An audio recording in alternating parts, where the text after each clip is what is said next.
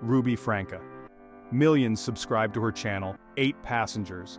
They watched her navigate life with her husband Kevin and their 6 adorable children.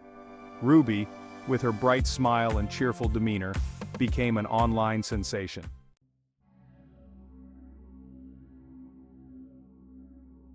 But behind the curated perfection, a sinister truth was lurking. Ruby's parenting techniques, once admired, were now being questioned. Strict punishments, a lack of empathy, and an unsettling control over the children's lives became increasingly apparent. Comments expressing worry for the children's well-being started appearing. The once admiring gaze of the internet began to shift, replaced by a growing sense of unease.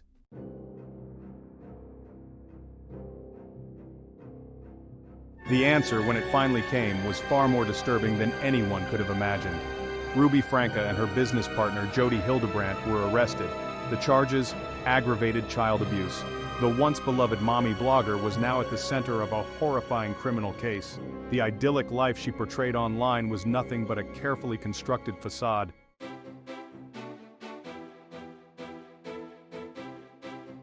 Ruby Franke's journey to internet fame began innocently enough. In 2015, she launched her YouTube channel, 8 Passengers. The Frankes, with their wholesome image and relatable family dynamic, quickly gained a following. Ruby, with her cheerful personality and practical parenting tips, became a trusted figure for many stay-at-home moms. The channel featured a mix of content, from daily vlogs to home organization tips. Ruby's videos often centered around her daily routine: cooking, cleaning, homeschooling, and caring for her children. The 8 Passengers channel grew exponentially, amassing millions of subscribers. Ruby Franke was living the mommy blogger dream.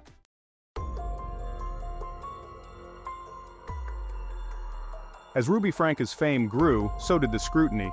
Viewers who once admired her strict parenting style began to question its severity. Comments expressing concern for the children's well-being started appearing. One particular incident that sparked outrage involved Ruby refusing to bring lunch to her daughter Eve. Viewers criticized Ruby for being unsympathetic and potentially endangering her child's well-being. Ruby defended her actions, stating she was teaching her children responsibility. However, the incident sparked a wave of criticism and led to a petition calling for Child Protective Services to investigate the Franke family. The perfect facade of the Franke family was beginning to crumble.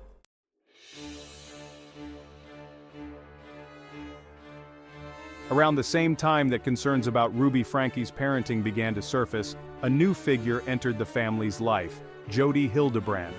Hildebrandt, a licensed therapist and founder of Connections, promised to help individuals and families achieve happiness and fulfillment. The Frankes, struggling with the mounting criticism and seeking guidance, turned to Hildebrandt for help. Hildebrandt's methods, however, were far from conventional. Her teachings often involved radical approaches to relationships, parenting, and self-improvement. Ruby's parenting style took on a more extreme and rigid tone. She began echoing Hildebrandt's teachings in her videos and social media posts. The 8 Passengers channel transformed into a vehicle for disseminating Hildebrandt's controversial teachings.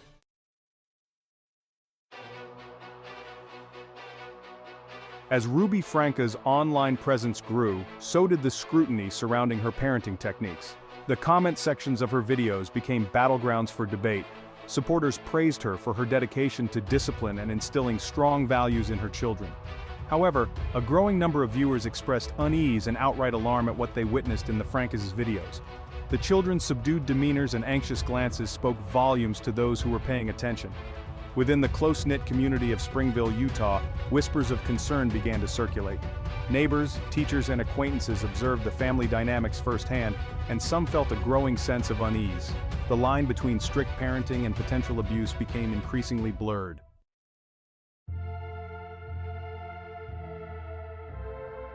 At the heart of the controversy lay a fundamental question: when does discipline cross the line into abuse? Ruby Franke championed a parenting philosophy centered around strict rules, unwavering consequences, and unquestioning obedience. However, the punishments she meted out often seemed disproportionate to the offenses committed. Children were denied meals for forgetting chores, isolated from siblings for minor disagreements, and publicly shamed for perceived shortcomings. The debate raged on. Were Ruby Franke's methods effective in instilling discipline and responsibility, or were they inflicting lasting emotional damage on her children?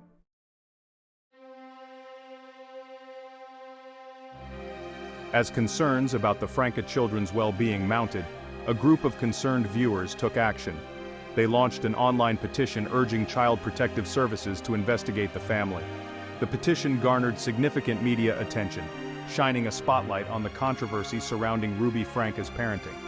However, despite the overwhelming public outcry, the initial response from Child Protective Services was dishearteningly inadequate. The Frankes vehemently denied any wrongdoing, dismissing the allegations as gross misinterpretations of their parenting style.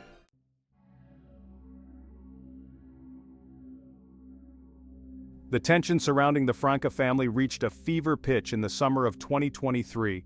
Ruby Franke's 12-year-old son, emaciated and bearing the physical marks of abuse, made a daring escape. He sought refuge at a neighbor's house, his appearance a shocking testament to the horrors he had endured. The neighbor, horrified by the boy's condition, immediately contacted the authorities. The boy's desperate plea for help shattered the carefully constructed facade of normalcy that Ruby Franke had presented to the world.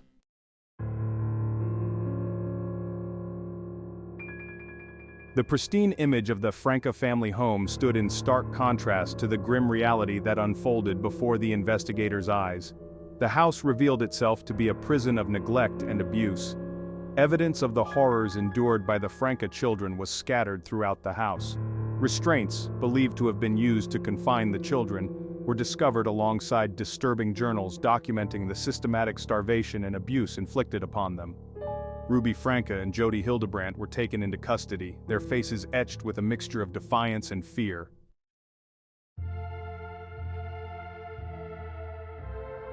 News of the arrests spread like wildfire through the quiet community of Springville, Utah. Neighbors now grappled with the horrifying realization of what had been transpiring behind closed doors. The carefully constructed facade of the perfect family had crumbled, leaving behind a trail of shattered illusions. Online, the reaction was swift and furious. The case became a national news sensation, sparking widespread outrage and igniting a debate about the dangers of unchecked authority.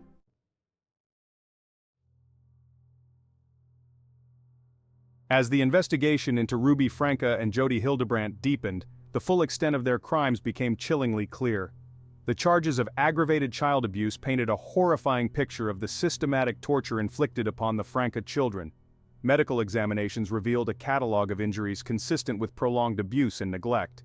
Malnourishment, open wounds, and evidence of prolonged restraint painted a grim picture of their daily suffering. The Franke children had become prisoners in their own home, subjected to a reign of terror.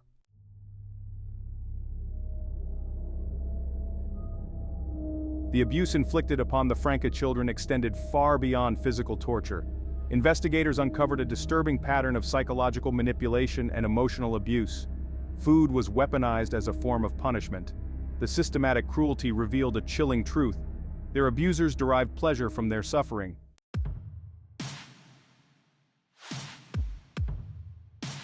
The egregious nature of Ruby Franke and Jodi Hildebrandt's crimes demanded swift and decisive action from the justice system. Prosecutors, armed with overwhelming evidence of abuse, sought the maximum penalties allowed by law. The public, outraged by the horrors inflicted upon innocent children, demanded accountability and justice. The trial of Ruby Franke and Jodi Hildebrandt became a public reckoning. The fate of Ruby Franke and Jodi Hildebrandt rested in the hands of a jury, their verdict a testament to society's commitment to protecting its most vulnerable members.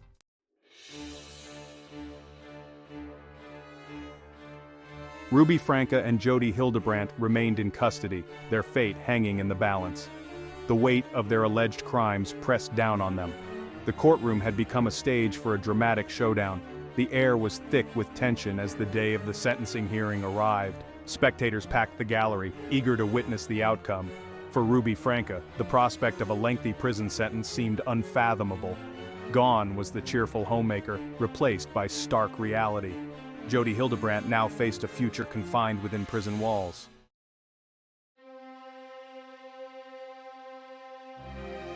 Section 2. The Guilty Plea. In a surprising turn of events, Ruby Franke, in a calculated move to potentially reduce her sentence, agreed to a plea deal.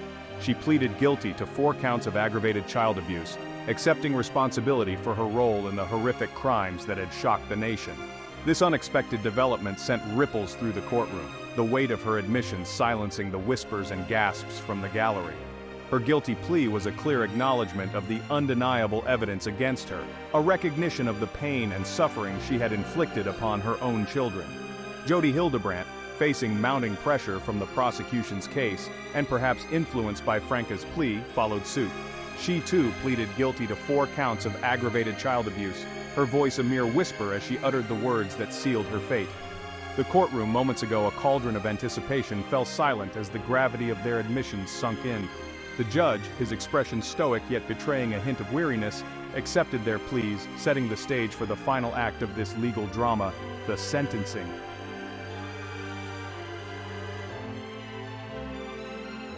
Section 3.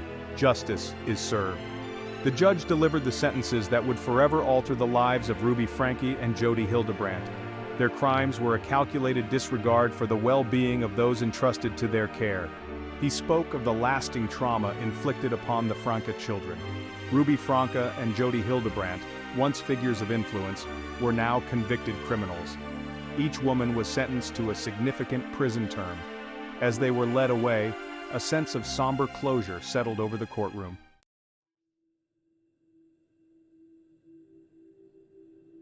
In the aftermath of the trial, Kevin Franke, Ruby's ex-husband, faced the daunting task of picking up the pieces of his shattered family. Stripped of their innocence and scarred by the abuse they endured, his children required extensive therapy and support to begin the long and arduous process of healing. Haunted by guilt and the agonizing question of what if, Kevin dedicated himself to rebuilding the fractured bonds with his children. He fought tirelessly in court to gain full custody, determined to provide them with the love, stability, and security they desperately needed. The community too grappled with the aftermath of the Franke case. Parents questioned their own perceptions of normalcy, wondering how such horrors could have unfolded in their midst. The case served as a stark reminder of the hidden nature of child abuse and the importance of vigilance and early intervention. The Franke children, now teenagers, faced an uncertain future. The trauma they endured would likely cast a long shadow over their lives, but with the support of their father, therapists, and a loving community, they began to take tentative steps towards healing and reclaiming their lives.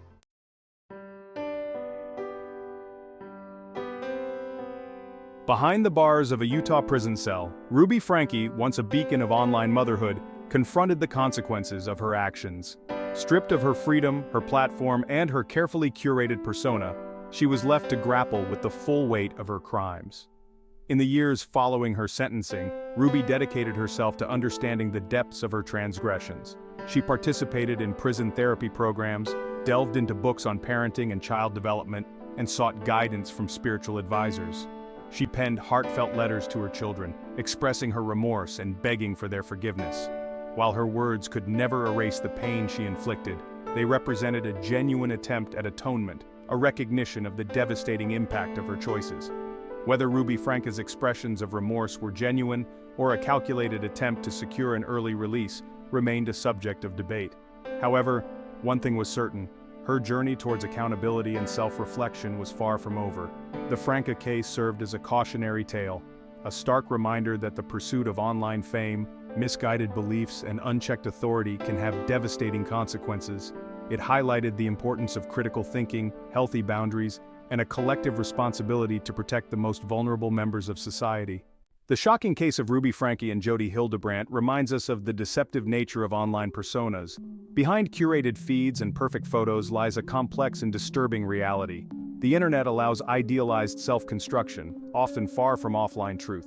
Social media fosters connection, but can breed narcissism and manipulation. Ruby Franke's facade of motherhood captivated millions, but darkness shattered the illusion. The Franke case is a cautionary tale of the internet's double-edged sword.